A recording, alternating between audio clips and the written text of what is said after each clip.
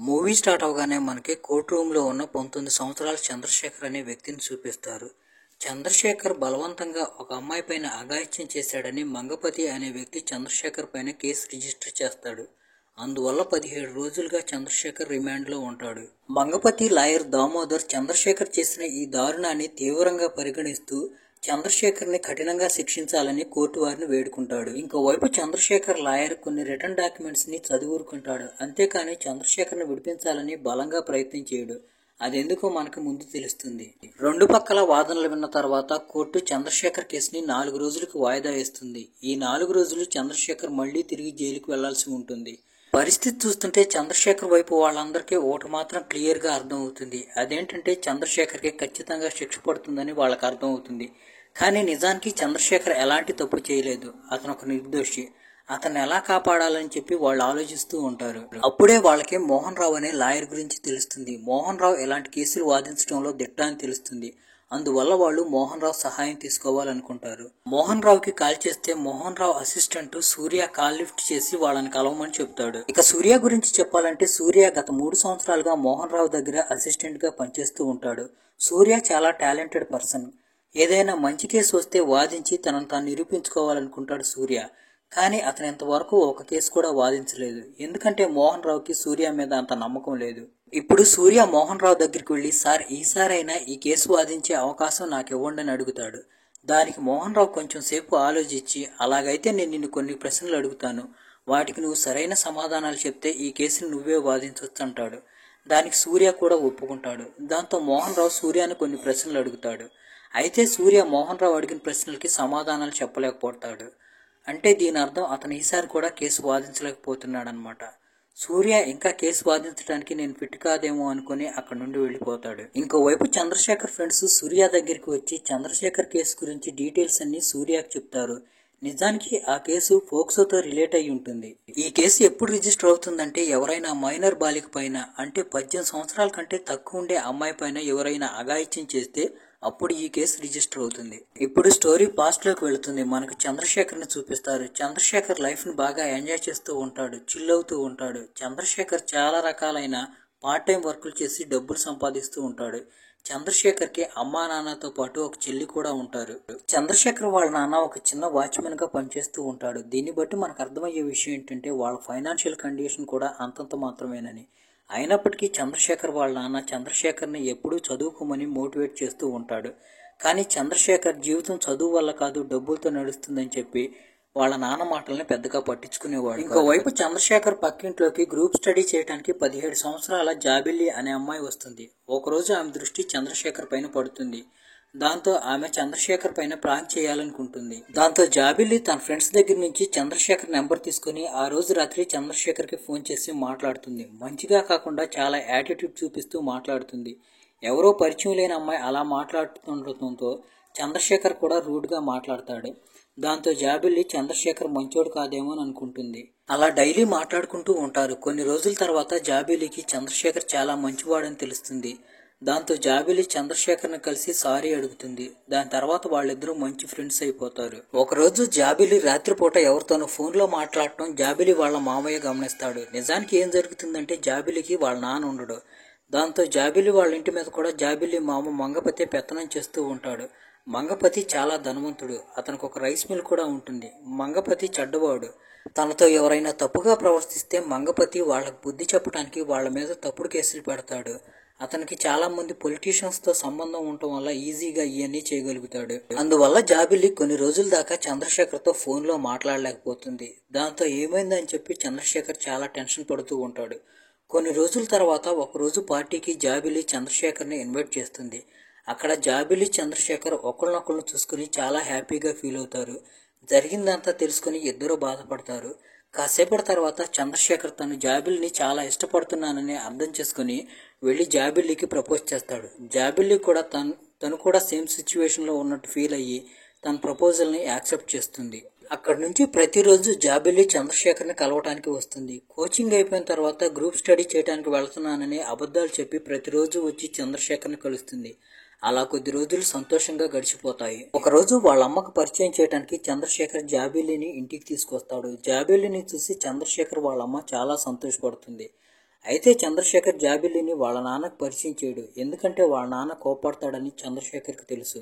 ఒకరోజు జాబిల్లి పొద్దున్నే చంద్రశేఖర్ ఇంటికి వస్తుంది. అయితే అదే టైంకి చంద్రశేఖర్ వాళ్ళ నాన్న కూడా ఇంట్లో ఉండటంతో చంద్రశేఖర్ తెలివిగా ఆలోచించి జాబిల్లిని వేరే రూమ్లో దాచిపెడతాడు.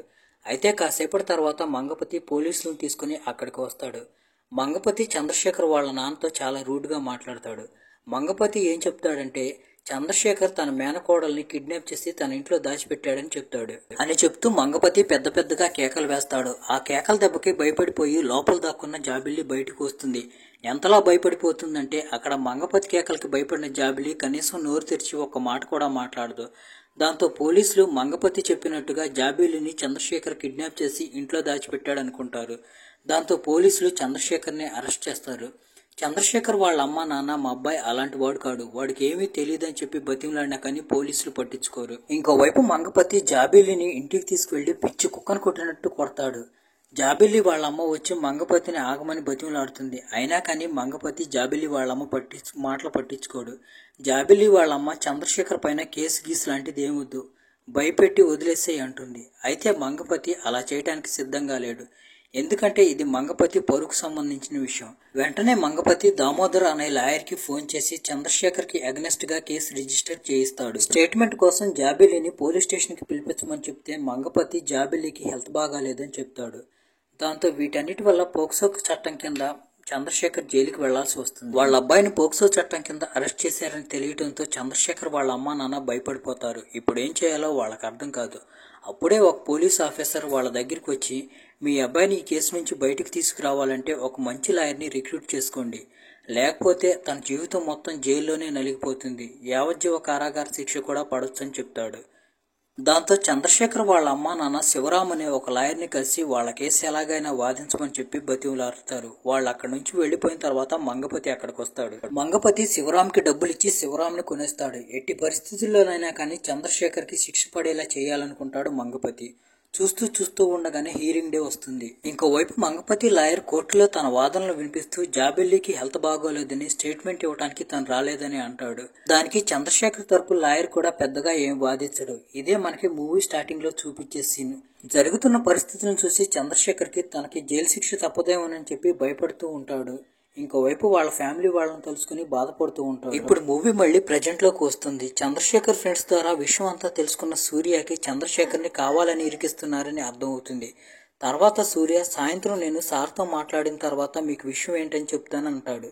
ఆ రోజు సాయంత్రం సూర్య మోహన్ రావుతో మాట్లాడుతూ ఉంటాడు. మోహన్ రావు సూర్యతో మాట్లాడుతూ, ఈ కేసులో చంద్రశేఖర్ బయటపడటానికి అవకాశాలు చాలా తక్కువగా ఉన్నాయి, అందువల్ల నువ్వు వాళ్ళతో వాళ్ళ కేసు మనం వాదించట్లేదని చెప్పు అంటాడు. అయితే సూర్య మోహన్ రావు మాటలు పట్టించుకోకుండా, సార్ చంద్రశేఖర్ బయటపడటానికి 1% అవకాశం ఉన్నా కానీ మనం ఆ 1% ఛాన్స్ తీసుకుని అతన్ని బయటపడేయడానికి ట్రై చేయొచ్చు కదా అంటాడు. కానీ మోహన్ రావు సూర్య మాటలను పట్టించుకోడు. సూర్య ఎలాగైనా కానీ ఈ కేసు వాదియాలని డిసైడ్ అవుతాడు.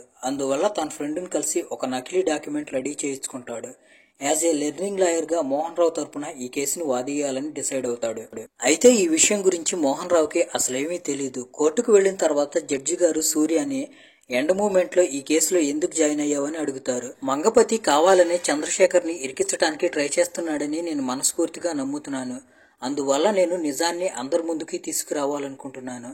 మంగపతి సబ్మిట్ చేసిన ఎవిడెన్స్ అన్నిటిని రీఇన్వెస్టిగేట్ చేయడానికి నాకు ఒక్కసారి అవకాశం ఇప్పించమని జడ్జి గారిని వేడుకుంటున్నాను అంటాడు. ఆ డాక్యుమెంట్లన్నీ చూసిన తర్వాత సూర్య ఆ డాక్యుమెంట్లన్నీ అంత స్ట్రాంగ్ అయినవి కావు, అవి ఫేక్ అని ప్రూవ్ చేస్తాడు.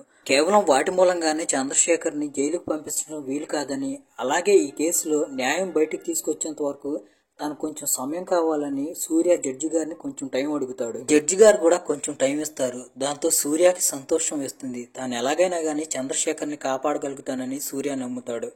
ఇంకోవైపు మంగపతి ఇదంతా తట్టుకోలేకపోతూ ఉంటాడు. ఎలాగైనా కానీ తన పలుకుబడి ఉపయోగించాలనుకుంటాడు. చూస్తూ ఉండగానే నెక్స్ట్ హీరింగ్ వస్తుంది.